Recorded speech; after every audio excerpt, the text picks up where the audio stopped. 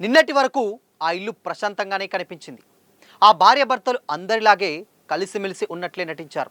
కానీ ఆ నవ్వుల వెనుక, ఆ కాపురం వెనుక 2 కోట్ల రూపాయల ఇన్సూరెన్స్ డబ్బు కోసం, అక్రమ సంబంధం కోసం ఒక భార్య గీసిన భయంకరమైన మరణ శాసనం దాగుందని ఎవ్వరూ ఊహించలేదు.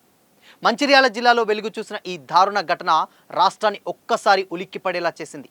అసలు ఈ క్రైమ్ స్టోరీ ఏంటి? Watch this video.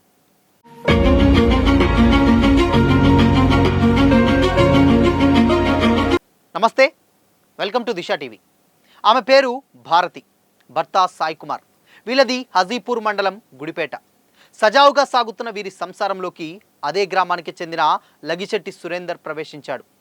భారతితో చనువు పెంచుకున్న సురేందర్ క్రమంగా వివాహేతర సంబంధం పెట్టుకున్నాడు. ఇక సురేందరే జీవితం అనుకున్న భారతి తన అక్రమ సంబంధానికి భర్త అడ్డుగా ఉన్నాడని భావించింది. అయితే భర్తను ఊరికే చంపేస్తే ఏమొస్తుంది? చంపితే కోట్లల్లో డబ్బు రావాలి. ఆ డబ్బుతో ప్రియుడితో కలిసి జల్సా చేయాలి. ఇది ఆ కిరాతక భార్య వేసిన మాస్టర్ ప్లాన్. తన కలలను నెరవేర్చుకోవడానికి ఏడాదిన్నర క్రితమే స్కెచ్ చేసింది భారతి. భర్త సాయి కుమార్ పేరుతో వివిధ ఇన్సూరెన్స్ కంపెనీల్లో ఏకంగా 2 కోట్ల రూపాయల విలువైన పాలసీలు తీసుకుంది. ఎవ్వరికీ అనుమానం రాకుండా ప్రతి నెల కష్టపడి ప్రీమియంలు కడుతూ వచ్చింది. ఇదంతా చూసి తనపై భార్యకున్న ప్రేమని భ్రమపడ్డాడు ఆ అమాయకు భర్త. 3 రోజుల క్రితం ఇక భర్త అవసరం లేదని, పాలసీ డబ్బులు లాగే సమయం వచ్చిందని భారతి తీర్మానించుకుంది. ప్రియుడు సురేందర్తో కలిసి రంగంలోకి దిగింది. భర్తను లేపేయడానికి తమకు అప్పుగా డబ్బులిచ్చి గొడవ పడుతున్నటువంటి రామ్ మల్లేష్ అనే వ్యక్తిని పావుగా వాడుకుంది. భర్తను హత్య చేయడానికి 10 లక్షలకు డీల్ మాట్లాడుకుంది. 2 లక్షలు అడ్వాన్స్ సైతం కూడా ఇచ్చింది. సుఫారీ డబ్బులు తీసుకున్న రామ్ మల్లేష్ తనకు తోడుగా శ్రీరామ్ అనేటువంటి వ్యక్తిని సహాయం కోరారు. పథకం ప్రకారం భారతి భర్త సాయి కుమార్కు బాగా మద్యం తాగించారు.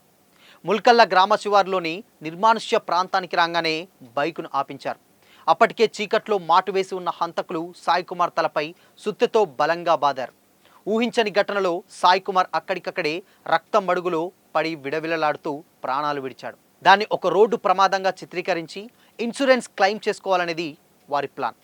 చంపడానికి ముందే ఆ 2 కోట్ల ఇన్సూరెన్స్ బాండ్లను సైతం భారతి ప్రియుడు సురేందర్ చేతిలో పెట్టింది. రోడ్డు ప్రమాదమని సమాచారం అందిన వెంటనే ఘటనా స్థలానికి చేరుకున్న మంచిర్యాల పోలీసులకు మొదటి చూపులోనే క్రైమ్ స్కీన్ మీద అనుమానం వచ్చింది. అది రోడ్డు ప్రమాదంలా లేదు, పక్కా ప్లాన్ ప్రకారం జరిగిన హత్యలా అనిపించింది. ఇక రంగంలోకి దిగిన పోలీసులు సాయి కుమార్ కాల్ డేటా, భారతి కదలికలపై నిఘా పెట్టారు. మరోవైపు సాయి కుమార్ తల్లి కుమారుడి మరణంపై అనుమానాలు వ్యక్తం చేస్తూ ఫిర్యాదు చేసింది. విచారణ చేసి మృతుని యొక్క తల్లి కాంప్లైంట్ ఇచ్చింది. ఆ కాంప్లైంట్ ప్రకారము అండ్ ప్రాథమిక సీన్ అబ్జర్వ్ చేసిన దాని ప్రకారము అది యాక్సిడెంట్ కాదు, మర్డర్ అయిందని ప్రాథమికంగా అవగాహనకు వచ్చి మర్డర్ కేసుగా ఎఫ్ఐఆర్ చేయడం జరిగింది. ఇక పోలీసులు తమదైన స్టైల్లో విచారణ చేపట్టేసరికి భారతి గుండెల్లో రైళ్లు పరిగెత్తాయి. కాసేపటికే ఆమె అబద్ధాల కోట బద్దలైపోయింది. ఇన్సూరెన్స్ పాలసీలు, ప్రియుడితో అక్రమ సంబంధం, సుపారీ గ్యాంగ్ కథ మొత్తం ఒక్కొక్కటిగా బయటకొచ్చింది. కాలనే ఇతని మృతుని యొక్క భార్యకు A4కు అక్రమ సంబంధం ఉంది. వాళ్ళు కంటిన్యూషన్ ఫోన్ మాట్లాడుకోవడం, ఈ విషయం తెలిసి మృతుడు భార్యని మందలించడము, కొట్టడము జరుగుతుంది. అదే సమయంలో A1 రామ్ మల్లేష్ అనే అతను వాళ్ళ ఊరికి చెందిన వాడే, గుడిపేటకు సంబంధించిన అతను. ఈ మృతుడు అతని దగ్గర అంతకుముందు ఒక 60,000 రూపాయలు అప్పు తీసుకోవడము, అప్పు ఇవ్వకపోతే ఇంటికి రావడం కూడా జరుగుతుంది. ఆ సందర్భంలోనే ఈ A3, A4 మృతుడు యొక్క భార్య అండ్ మృతుడు భార్యకు అక్రమ సంబంధం ఉన్న వ్యక్తి వీరు ఒక ప్లాన్ చేసుకొని ఇతను ఇట్లనే నన్ను కొడుతున్నాడు, ఇబ్బంది పెడుతున్నాడు, అతన్ని ఎలిమినేట్ చేయడం కోసము ఎవరు సరైన వ్యక్తి ఉన్నారనే క్రమంలో A1 ఇంటికి రావడము, డబ్బుల కోసం అడుగుతుంటే ఈ A3 మృతుడు భార్య మా ఆయనని చంపితే నీకు డబ్బులు ఇస్తా అని ఆమె చెప్పడం జరుగుతుంది. భర్త శవం ముందు ఏడ్చిన భారతి అసలు రంగు బయటపడడంతో మంచిర్యాల పోలీసులు దిగ్భ్రాంతికి గురయ్యారు.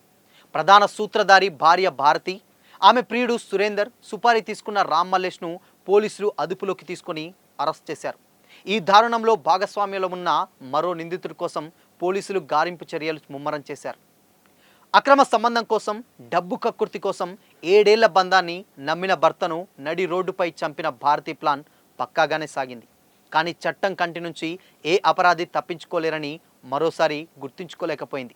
ఇప్పుడు ఆ 2 కోట్ల ఇన్సూరెన్స్ డబ్బులు పోవడంతో పాటు 3 నిందితులు కటకటాల వెనుక జీవితాంతం ఊచలు లెక్కబెట్టాల్సిందే.